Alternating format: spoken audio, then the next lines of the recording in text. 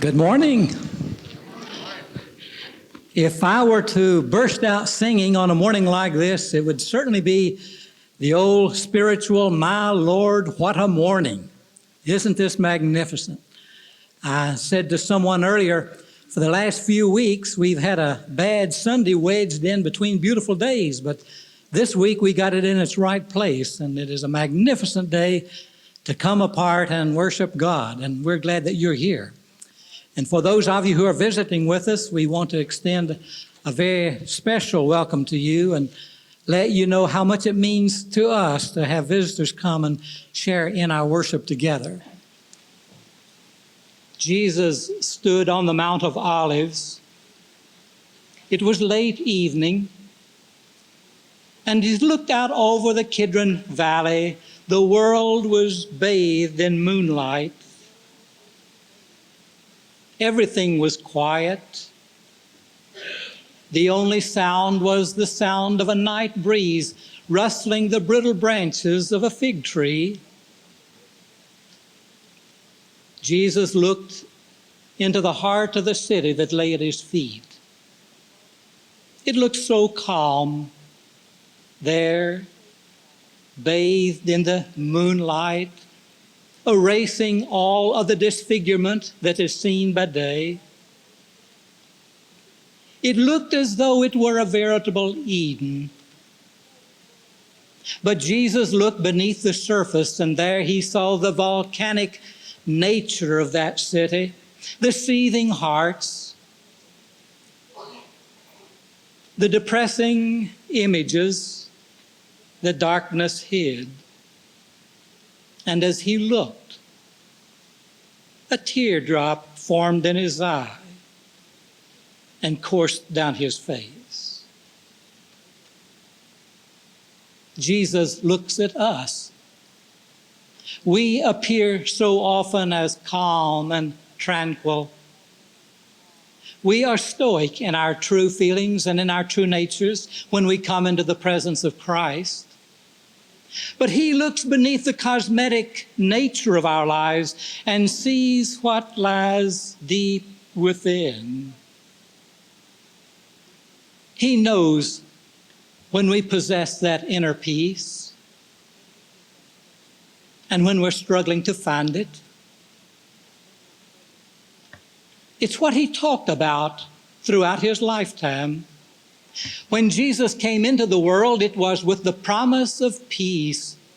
The angels said on the night of his birth that peace was to come upon all the earth.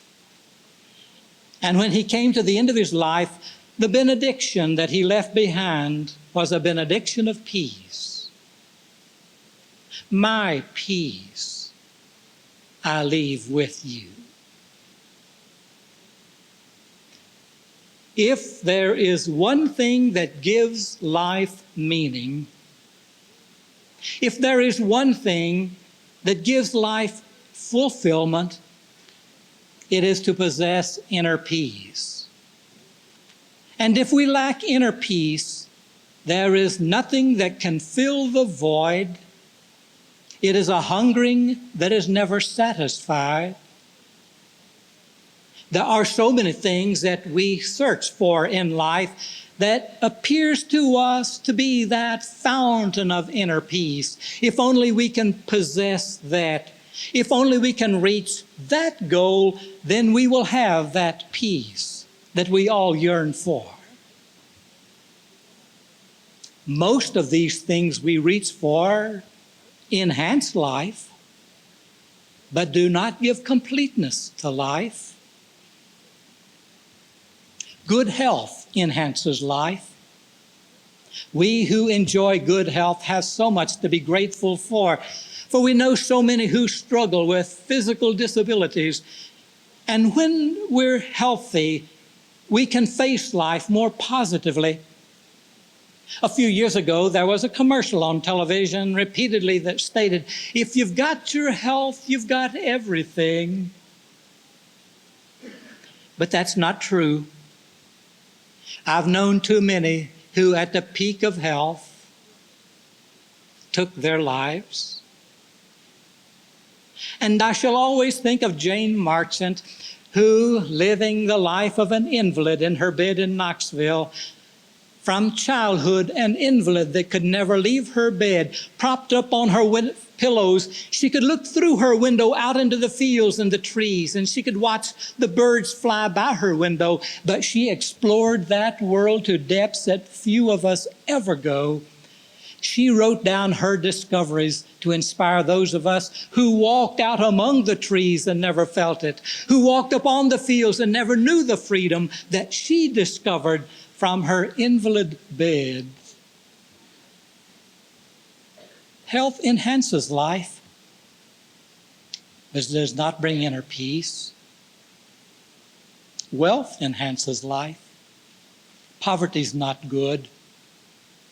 Poverty takes dignity and worth away from the individual, causes mental anguish and struggle that can be matched by few other things. Wealth allows for possibilities that we would never experience if we're trapped in poverty. I've often wondered what I would do if I had great wealth. And I have convinced myself if I were a person of great wealth, the first thing that I would want to do would be to prepare for me a comfortable home into which I could go in my retired years, and with security that would allow me to live out my years without anxiety that comes from trying to cope with daily necessities.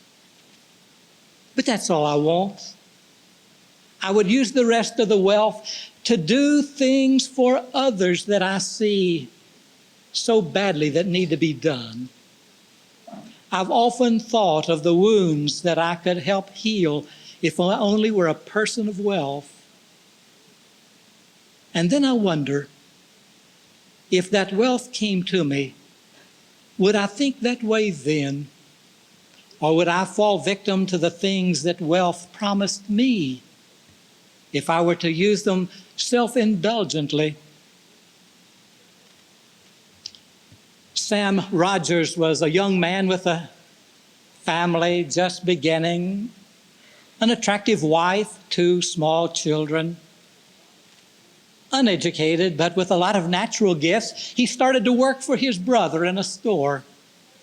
And after a while, he discovered that he had a knack for that sort of thing, and his brother put an investment in trust for him, bought a shop, and started out on his own. And he just had a real gift for merchandising that he had begun with his brother. So that after a while, he not only had that store, but a second one. He added another to it. And then he bought into a motel, and finally he owned motels all of his own. Then he began to merchandise in other states, and by the time that he was 40, he was a millionaire many times over. And then he began to change. He and his family, who were always in their place in the church, were rarely seen there now. Then he employed a beautiful young woman to be his private secretary, and as he traveled around the country from one business meeting to another, he always took his attractive secretary with him. And it was only a short time until his wife filed for divorce and the 2 children were taken away from him. But by now he had bought a new toupee. He bought his clothes at the finest men's stores and bought one of the most beautiful homes in town. He drove an expensive car. And then at the age of 50, he lay dying from cirrhosis of the liver, from too much drinking. And the wife with whom he had begun his life now sat at his side, and he died as she held his hand. Wealth enhances life, but it doesn't bring the rewards that it promises. Success enhances life, but it doesn't bring inner peace. Ralph Jordan was a vice president at General Motors, but he discovered that he was spending so much of his time for his company. He was earning a good living for himself and his family, but he was missing out on so much that he felt life offered him. And so In the middle years of his life, he resigned his position, took his earnings, bought a chicken farm, and he and his family moved out on a chicken farm, and there he began to learn how to live. Success enhances life, but it doesn't bring inner peace. And inner peace is that one thing we all seek. Without it, life is nothing, empty. With it, you have everything. Inner peace is that great quality that Christ offers. Job asked in ancient days, "Can a man by searching find God?" And let us in that vein ask, can a person by searching find peace? We search for that quality. Some search by trying to find it where it lies, out there somewhere, that pot of gold at the end of the rainbow. I have a friend who is so unhappy with his life that he's constantly traveling from one place to another. He's been almost everywhere around the world. And every time he reads of a new place that sounds exciting, he can't wait to get there. But he hasn't discovered yet that when he gets there, he has found out that he is pinned up within himself. He carries himself with him. And only that which is within can one truly experience. For that which lies on the outside of our lives fades with the dying of the sun. It fades with our moving away from there to somewhere else. And yet so many of us are moving around trying to find that elusive Eden that somehow we feel if we can just get there, we've got everything that we want. Some of us try to find it by surrounding ourselves with pleasurable things. There's a lot of things that bring life pleasure. Beautiful music, beautiful homes, concerts. There are so many aesthetic opportunities that enlarges life, and we take advantage of those things. But that is only reflective by what is on the inside. It is only magnified by what we already have there. And if we don't have the germ within us, then it doesn't take hold. It's superficial. Those who have many material things appear to us to be the happiest until we get to know them intimately. And we discover that if they're happy, it's in spite of their material possessions, not because of them. When I was a student at the University of Tennessee, Joe Peacock and I came to the Smokies to teach a Sunday school class. Many of you know Joe Peacock's father. He was dean of the School of Agriculture. Joe and I went to a little mission that Robert Thomas had set up near Pittman Center. And in those days, Pittman Center was still an active missionary project of the church. I don't know where it was to which we went that Sunday afternoon. We got there only by Jeep. We couldn't have gotten there in our cars. We had gone over a mountain, down a dirt road, over rocks, alongside great precipices. Finally, we came down to a rocky farm. It was just a postage-size stamp farm. On it was erected an old, never-painted house, not a log cabin, just planks nailed up to a shingled roof. One room. There was an old woman who must have been nearing her 90s, but so often with remote mountain women, age doesn't really show for what it is. She might have been much younger.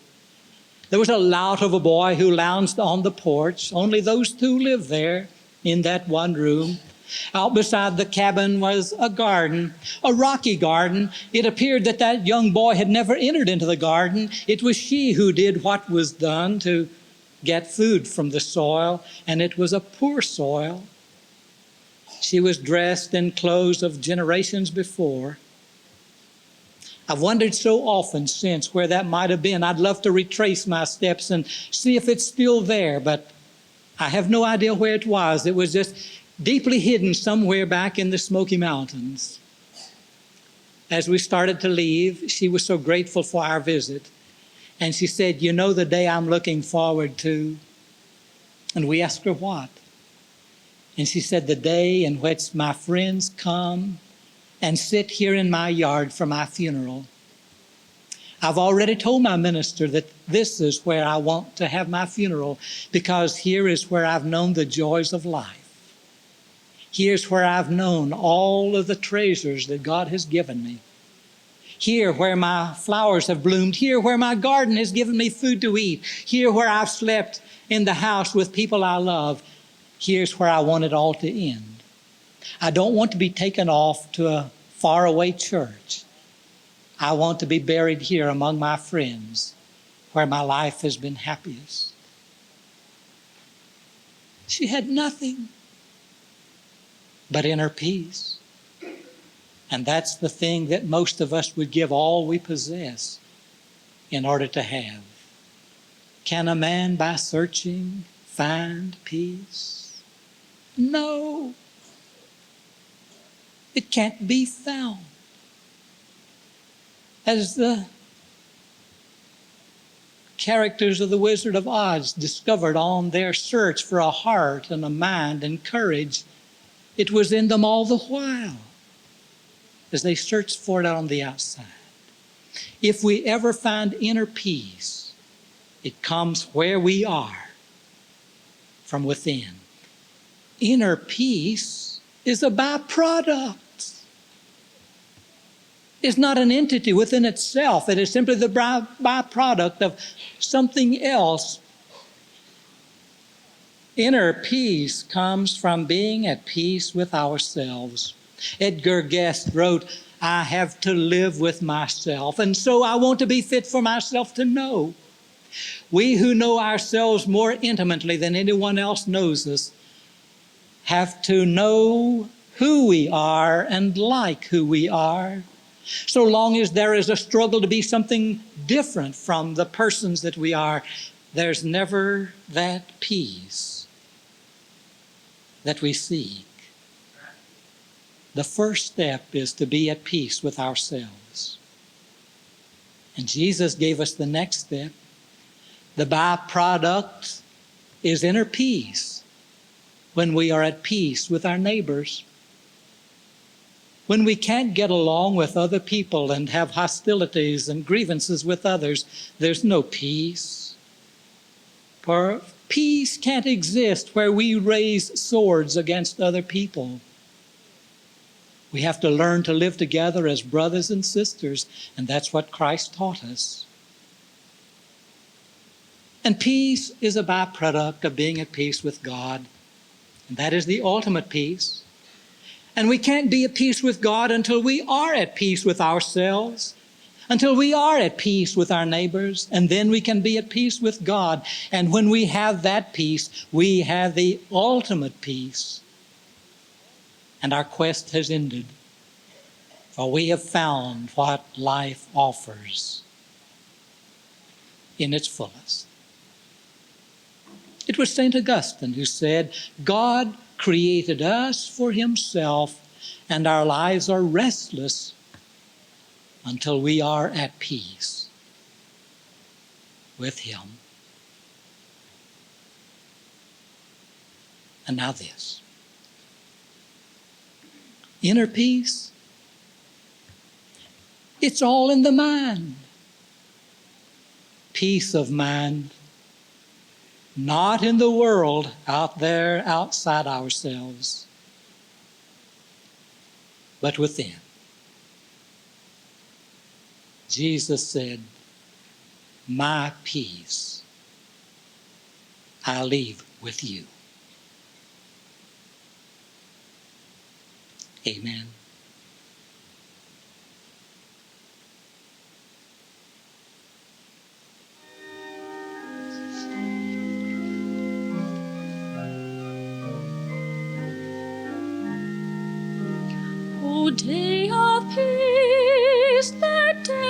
He shines through all our hopes and prayers and dreams. Guide us to justice, truth, and love, delivered from our selfish schemes. May words of hate fall from our hands, our hearts from envy find release, till by God's grace our warring world shall see Christ's promised reign of peace.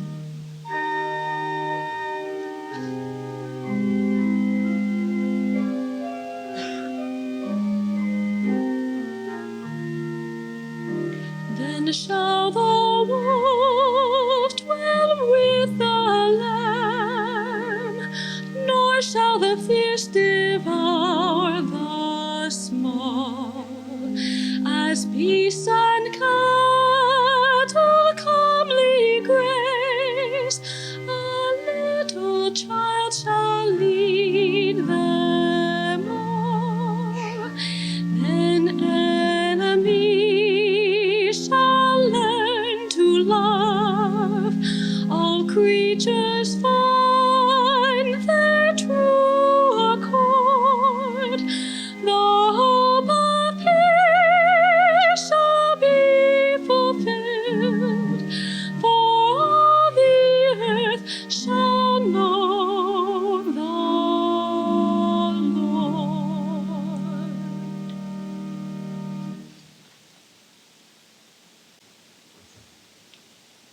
Rise, dear friends, and go in peace, inner peace, and may God's peace go with you.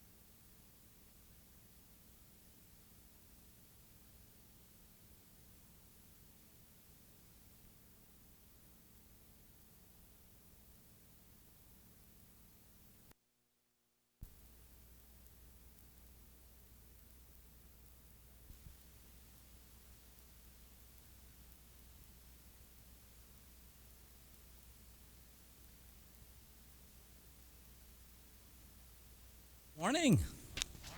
What a magnificent morning. Isn't this a beautiful day? So good to see all of you here. And for those of you who are our visitors, we want you to know how welcome you really are. We love to have friends come and worship our God together. And the moment you walk into our church, you're one of us, and we want you to feel truly that you're at home in our worship. I was told to read the announcements this morning because there are so many and some contradictory information that I need to bring to your attention. So I'll rely on this morning as I share with you the opportunities that are ours this week.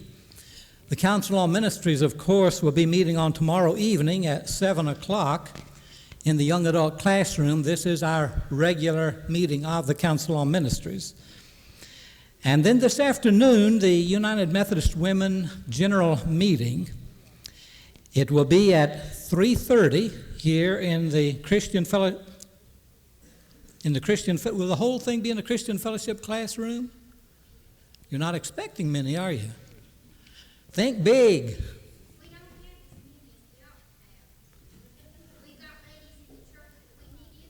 Let's surprise her. Let's fill it overflowing so they'll have to go into the chapel next time. But with the place already designated, it will be the Christian Fellowship classroom at 3:30 this afternoon. The executive committee will meet at 3 o'clock prior to the meeting, the general meeting at 3:30. Roland Dykes is going to be the speaker, and that ought to bring out a large group. Roland is a fine pillar of our community and a great Christian gentleman. He's a pillar in the Woodlawn Church, and he's going to share his experience as a short-term missioner. And then on next Saturday at 10 o'clock until 12 is the United Methodist Women's Day Apart, and this will be at the Woodlawn United Methodist Church. It's a day for spiritual enrichment and renewal, and it will be concluded with a soup and salad luncheon at noon. Please let the church office know by Friday noon if you plan to attend the luncheon, because the food has to be prepared on the basis of the number that are expected. So this will be from 10 o'clock until 12 o'clock, concluding with a soup and salad luncheon. And Mrs. Shirley Turkett will be the speaker for the day. Shirley was a member of my church at First Church Johnson City, sometimes professor at East Tennessee State University, and her husband is a full-time professor at the East Tennessee State University. She will be quite an outstanding speaker for you. There will be no children's choir rehearsals this week, and there will not be a Bible study on Wednesday evening of this week due to other conflicts. On next Sunday evening, we have a real treat for us. Ms. Yang Raymond, tell me, what else? Jaye. I'm going to let Raymond introduce her next Sunday night when she comes. She's a delightful person. She's visited in our church with the Suttons previously, and an outstanding pianist. I'm not going to tell all about her because it's in your communicator, and you'll be reading about it again this week, but I want to urge you to really come out and be here for her concert on next Sunday evening. It will be an outstanding treat for us. It will be at the Sunday evening hour of 5 o'clock, but it will be here in the sanctuary. So please come out and show your support for her and enjoy a great evening. And then on Thursday of this week, the older adults will be going to the newly opened Apple House cafeteria in the College Square Mall. You'll be leaving at 10 o'clock in the morning and return about 2 o'clock in the afternoon. So I know you'll want to share in this great fellowship outing. This covers the announcements that were given to me and the announcements in the communicator. Is there an announcement that I failed to make that needs to be made? And thank you so much.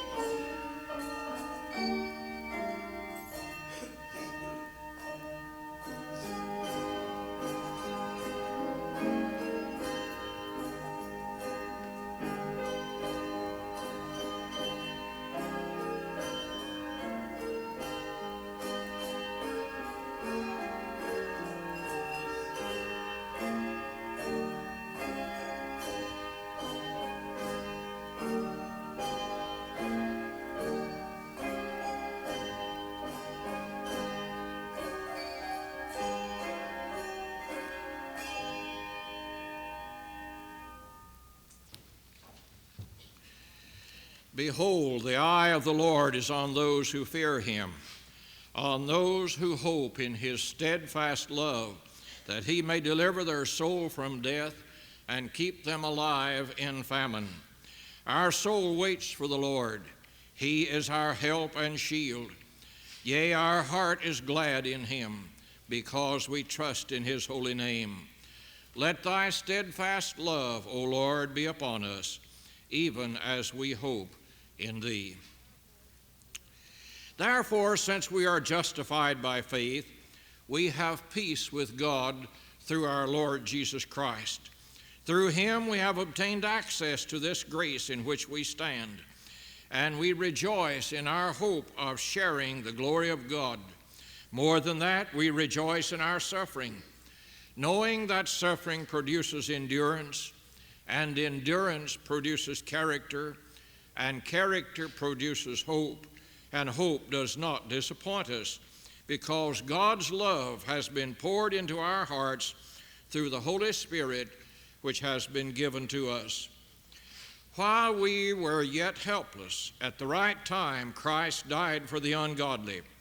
Why, one will hardly die for a righteous man, though perhaps for a good man one will dare even to die.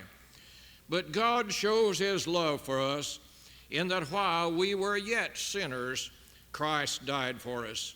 Since therefore we are now justified by his blood, much more shall we be saved by him from the wrath of God. For if while we were enemies we were reconciled to God by the death of his Son, much more, now that we are reconciled, shall we be saved by his life. Not only so, but we also rejoice in God through our Lord Jesus Christ, through whom we have now received our reconciliation.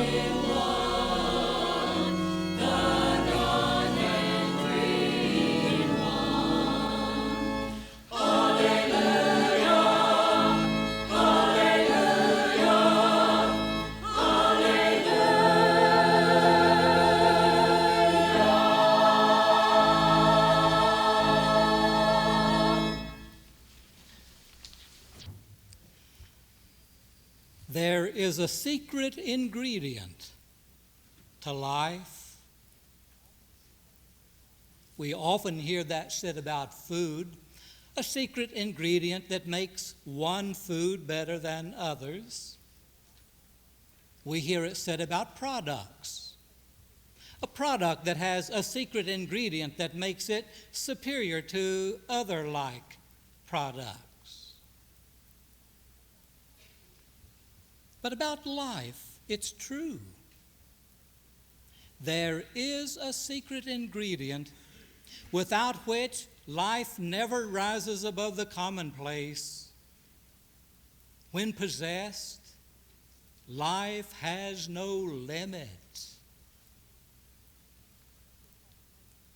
Let's look at what makes us the persons we are. We are the persons that we become because of heredity. Heredity is simply those characteristics that are passed on to us from our parents. Everything is affected by heredity. Plants, animals, and especially persons. We take on characteristics that our parents possessed. We take on the outward appearance. We're tall, we're short. We have one color of eyes, one color of hair, dependent upon who our parents are, and we can't do anything to alter that. We have mental capacities that come from our parents. We are limited or we are expanded in our mental capacities according to the parents that bore us. Through heredity, we develop particular attributes, the gift of music, the gift of art. Those characteristics that make us the unique persons that we are come in a great measure from the parents who bore us. A patient said to his doctor, "Tell me one thing that I can do that will assure me the greatest possibility of a long and healthy life." And the doctor quickly answered, "Choose your parents well." Much of our health depends upon the parents that bore us. Because through heredity, the propensity towards certain illnesses or even the developing of certain illnesses come about through heredity.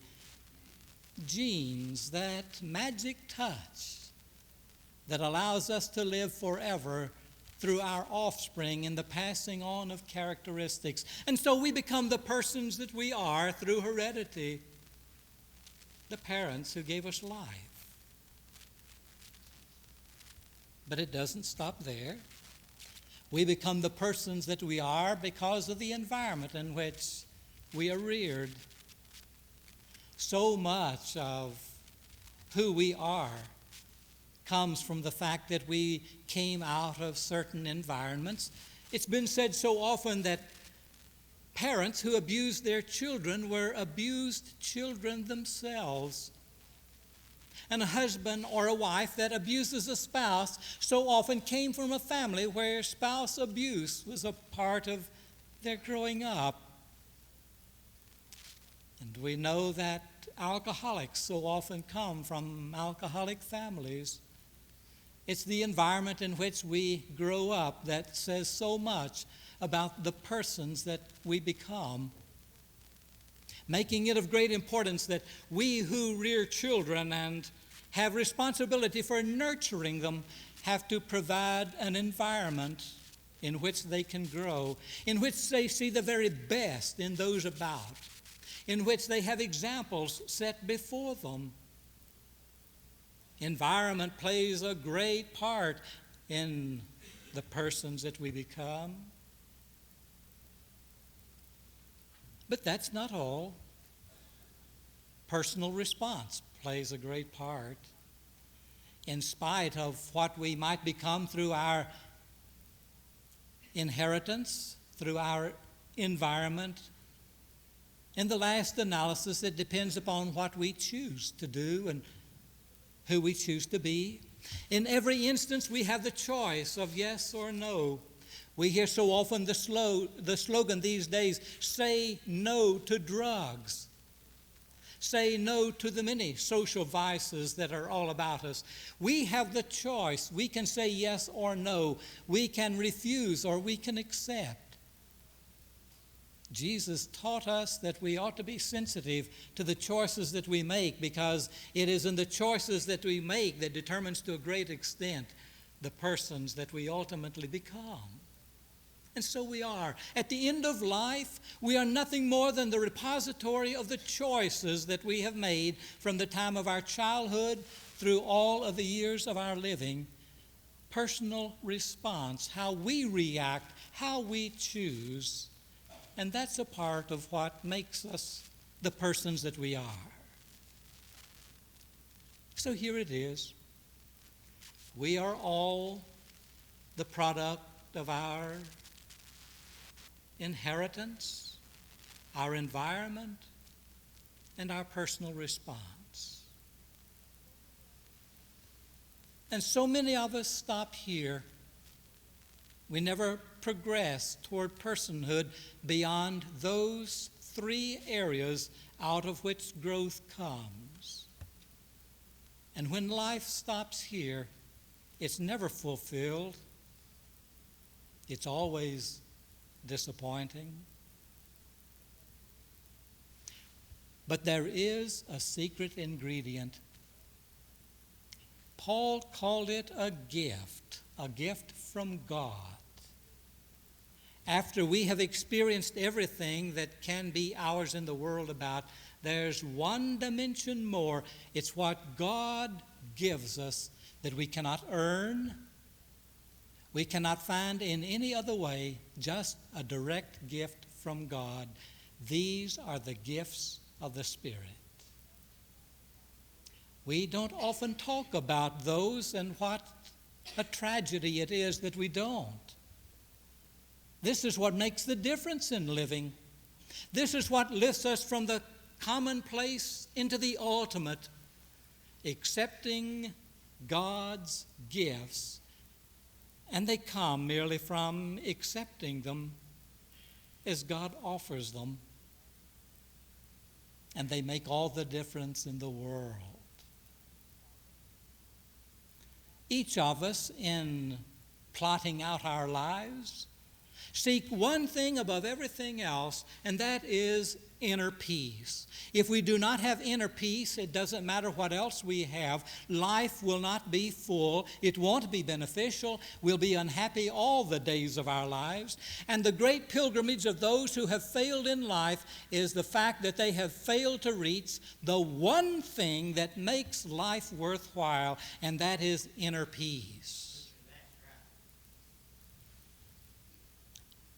Inner peace comes from a great struggle.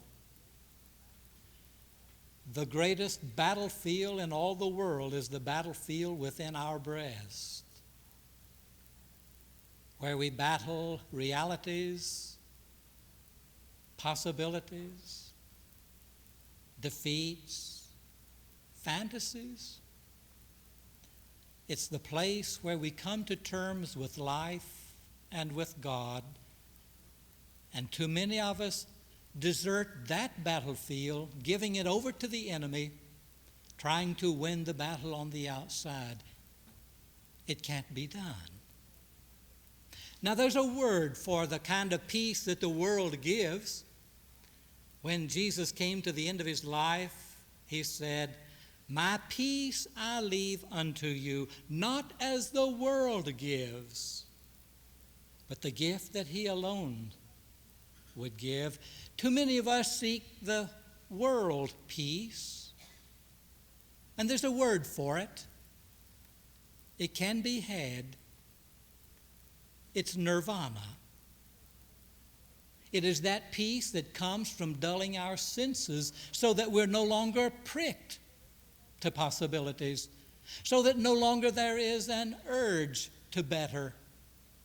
It is that time of coming to terms with things the way they are, never sensing anything better. And that is the most tragic level to which one can descend in his living. It is that level that is elevated in Buddhism. In Buddhism, if you can achieve nirvana, you have achieved the ultimate, and it is simply the fact that you can sit under a tree and no longer be hungry for beauty, no longer yearn for love, no longer have a desire for the ultimate, but you see things the way they are and become content with them. The Buddha lived 500 years before Christ. He was reared in a sheltered home. He was the son of a Raja, a prince of India. He was shielded from all of the poverty and the distress in the outside world as he was reared in the home with tutors, carried only to those places that were beautiful, peopled by persons like himself. But Gautama grew up. One day he left his palatial home and went out into the village, and he looked into the faces of starving people. He saw people walking about in rags. He heard beggars crying for alms, and he was stunned by it all. He did not know that a world like this existed. He had been protected from it, and he went home and he couldn't shake it from his mind. He struggled how to come to terms with all of this. And so at an early age, he left home in search of peace. He sought it by practicing yoga. Many today practice yoga to find peace. That is simply bringing your mind and your spirit under domination by physical control. He tried that, but peace didn't come.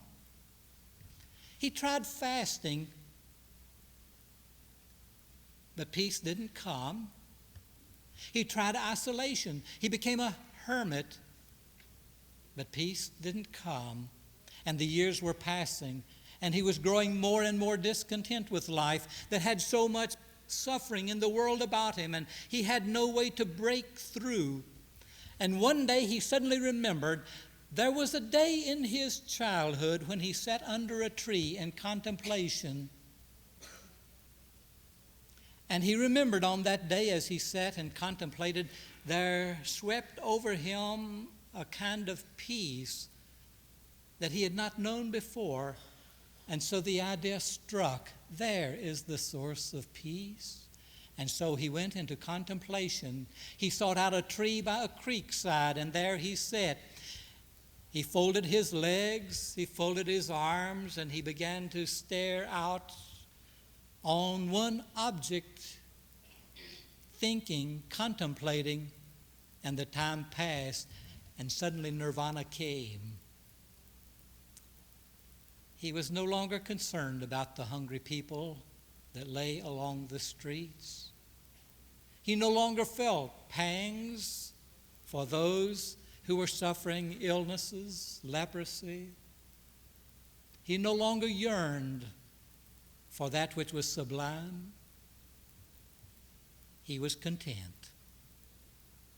He had found nirvana. And the world is peopled with those who are content to be insensitive. And it is a peace that comes from no longer caring. The world gives that kind of peace. Out of it, Buddha did make 4 great discoveries. The 4 noble truths, he called them. If you just won't go any further, you've got a great foundation here. These were truths that he came to perceive. One is that suffering is a part of everyone's life. And the greatest suffering is that suffering that comes from yearning for pleasure. And searching for pleasure causes us to find our pleasure in material things, and suddenly we've discovered that we are slaves to those material things which give us pleasure. And his 4th truth was, there are 8 steps of discipline that you follow to find nirvana. Stop with the 3rd and you've got a good basis for beginning. But he doesn't stop there. And it goes too far. But that's where many of us stop, trying to find peace in pleasure in things until we become slaves to things. There's another word, shalom. Nirvana is peace that comes from the world. Shalom is the peace that comes from God. There was an Indian who lived in this century who yearned for peace the way that the Buddha had yearned for peace. And he had been reared in the Buddha faith, but it did not give him the kind of fulfillment he chose. His mother died in his early years, and he, lacking her loving and her caring, grew up trying to discover something of worth outside of himself. At the age of 14, he became disillusioned with life. He had read all of the books on religion. He had tried all of the experiments, and still he was restless and unhappy. On his 15th birthday, he decided he would end it all. He would find his peace in death. There was a train that rolled by his house at 5:30 in the morning, and he thought the quickest way to do it is to leap in front of the train just as it passes by. And so that morning he arose earlier than usual. He prepared himself for going down to the railroad tracks and taking his life. But before he left his room, he remembered words of a missionary that had said that you can always speak to God whenever you don't know what course of action to take, and God will answer. He'd never tried it. He'd tried only everything in his own religion, but here, just before taking his life, he decided that he would try this one last thing, and so he began to pray, and suddenly a light filled the room. He said, "I saw a vision of Christ, and he told me that he could make all things well. And I accepted that word," he said. He rushed into his father's room and he said, "Father, I've become a Christian." And his father denounced him for making such a statement in that house. They were true practitioners of their religion, and the word of Christ had no place there. But he had found what his searching had not brought to him. And so his father put him out of the home, told him he could either recant the Christian faith or he could leave home. And so he left home, and he spent the first night under the shelter of a tree. It was cold. He trembled. He was filled with fear, and at the same time, there was a peace that swept over him. He didn't give up what he had found. And so he began living the life of one who followed Christ in India.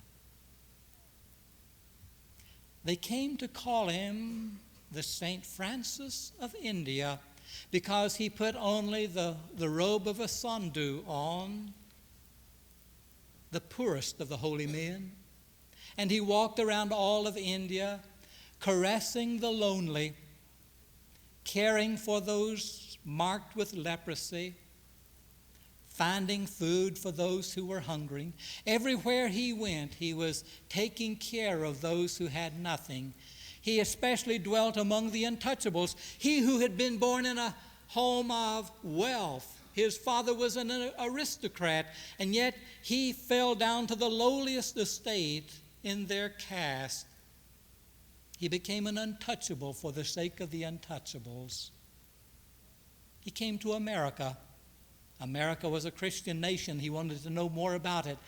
His missionary had come from America, but he was appalled at what he found here. He said the people were swallowed up in wealth and luxury, while millions in his homeland were dying of hunger, and no one cared. And he threw off America as quickly as he could to go back to his homeland, India. Sandhu Sudhu Song, the St. Francis of India, who found his peace in Christ. He decided he hadn't done enough.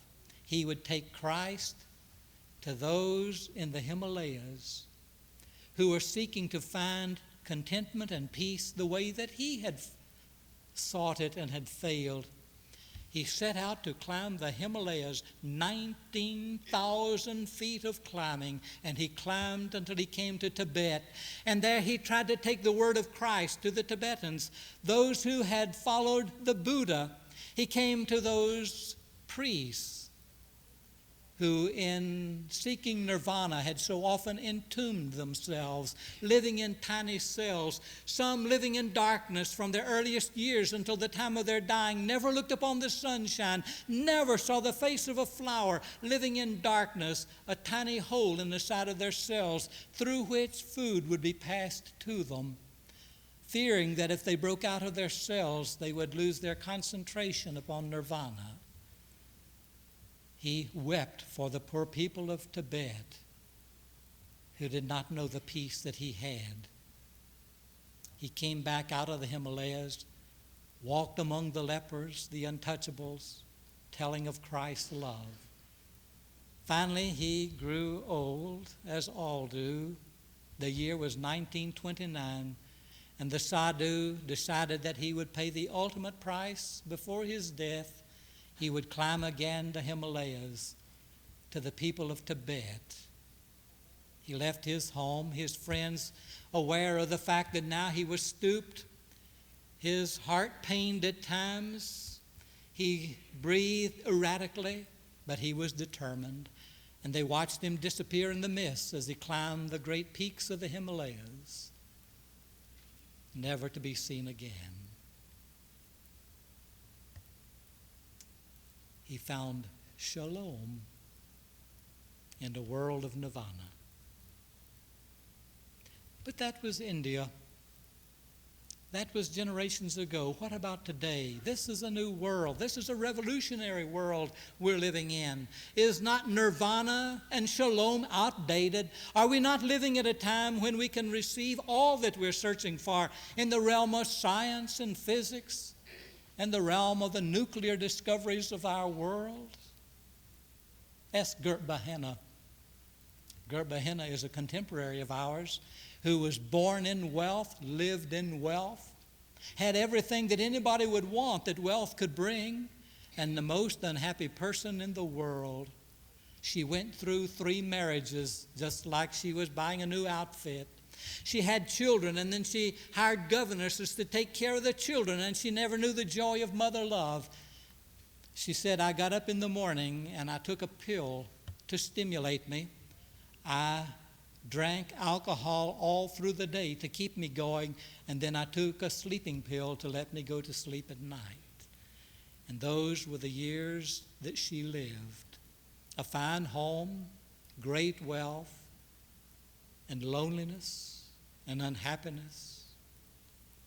She was 53 years old when, out of her desperation, she turned to Christ.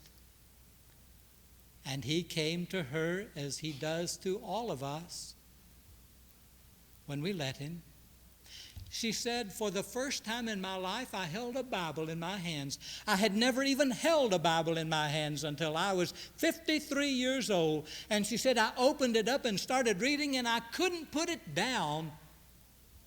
I read, and my heart warmed, my life expanded. I had to tell everybody about it, and I couldn't wait until Sunday came. I wanted to go to church. I'd never been to church in my entire life. And she said, Sunday came, and I started out, and the closer I got, the more fearful I became. What will I do?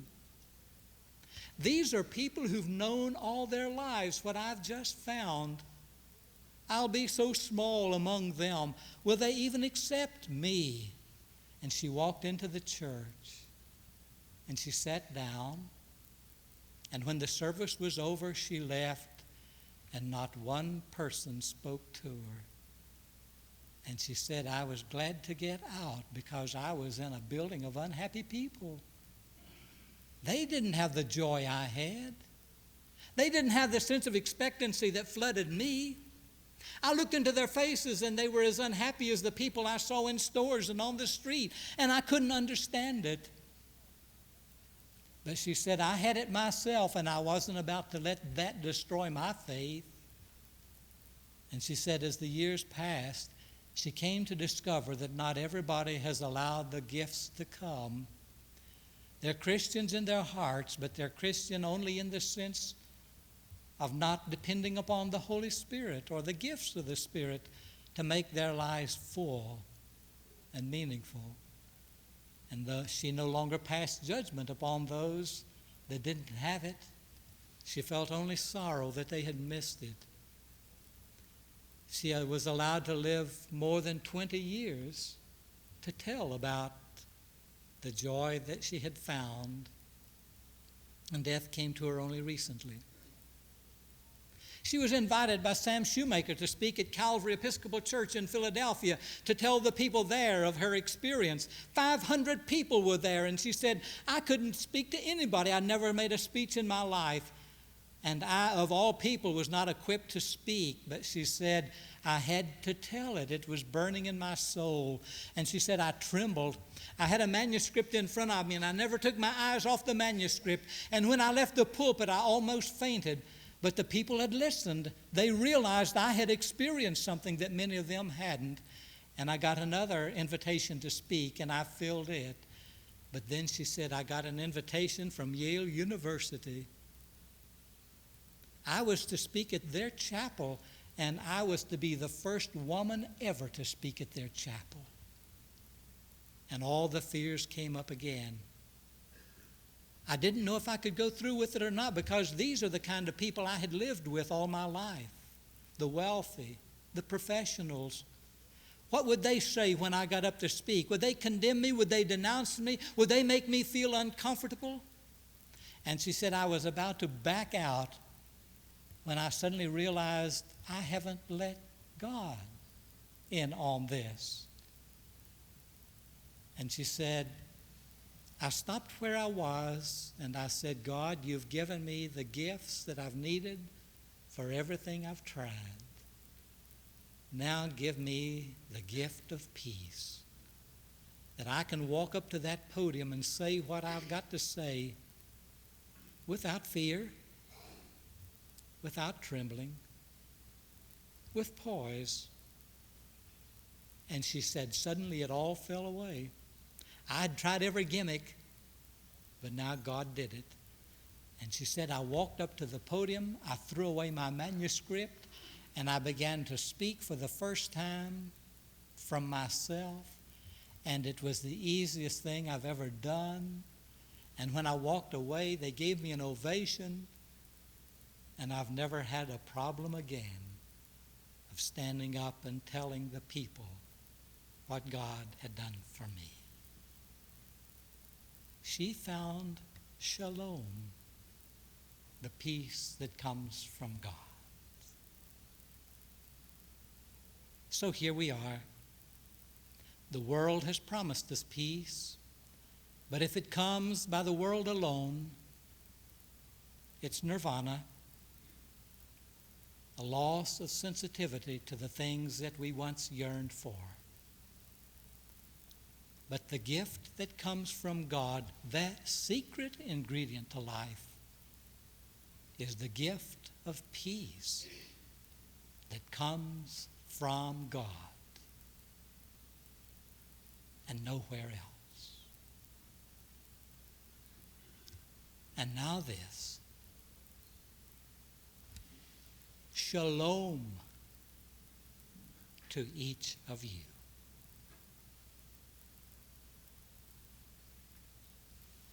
Amen.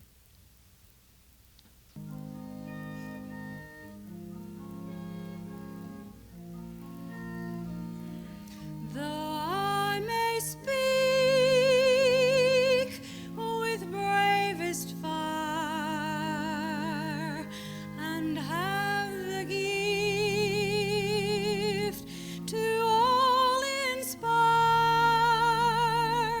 and have not